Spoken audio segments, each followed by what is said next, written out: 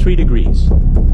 It can be the difference between snow and sleet, wearing a jacket or not. In your day-to-day life, it may not seem significant, but 3 degrees of global warming would be catastrophic. Heat waves, droughts, extreme precipitation, even fire. 3 degrees of warming is really disastrous. First, the UN has warned the world is on track for what it calls a catastrophic 3.1 degrees Celsius of warming this century. So Obama's talking about all of this with the global warming and that, a lot of it's a hoax. It's a hoax. I mean, it's a money-making industry, okay? It's a hoax.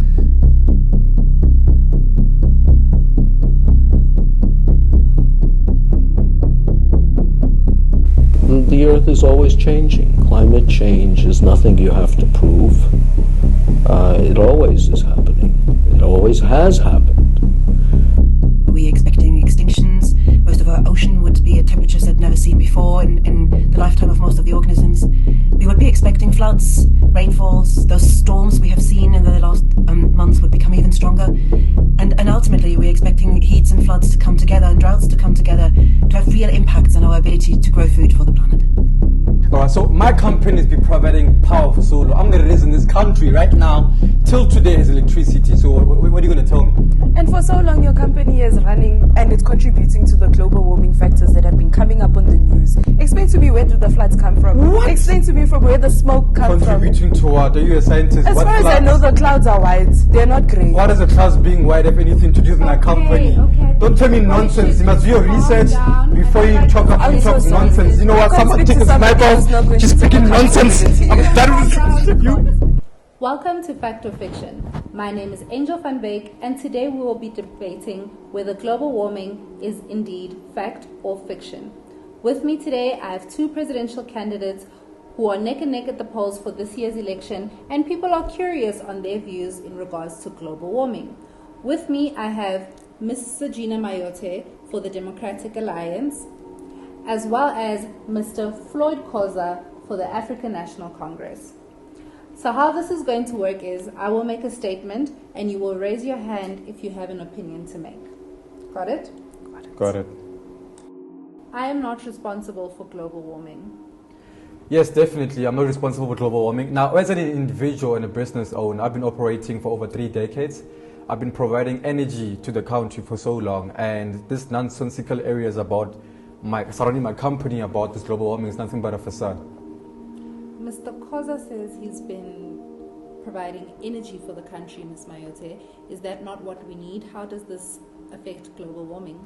It is what we need, but for the duration of your company running for so long, it has contributed so much to the global warming that we have right now in South Africa. For example, your greenhouses, the Sahara Desert flooding with water all of a sudden, and then we have our health, our food security.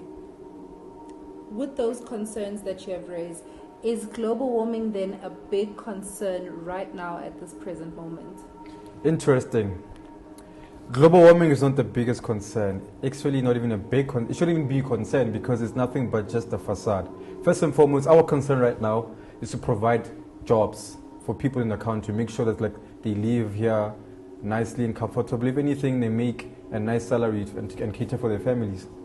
So employment is more important than global warming. Is that correct, Ms. Mayotte? It is not correct. Global warming should be a concern because the longer we delay in having to respond to such measures, the longer and more expensive it will be for your company to run as a whole in having to provide us the energy that we solemnly need.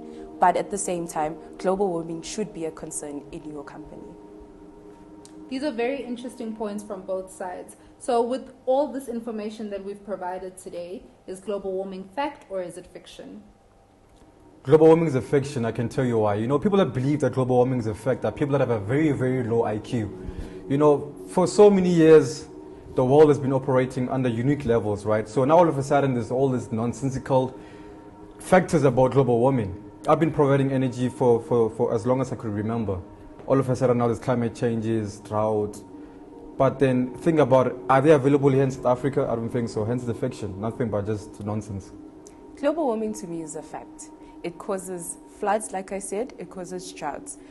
Same example as the Sahara Desert. It's supposed to be dry, not flooded. And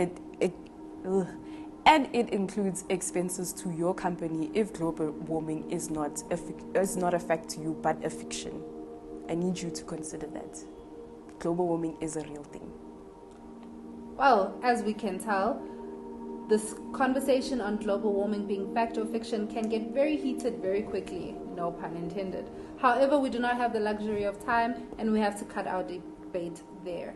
For fact or fiction, I am Angel van Beek.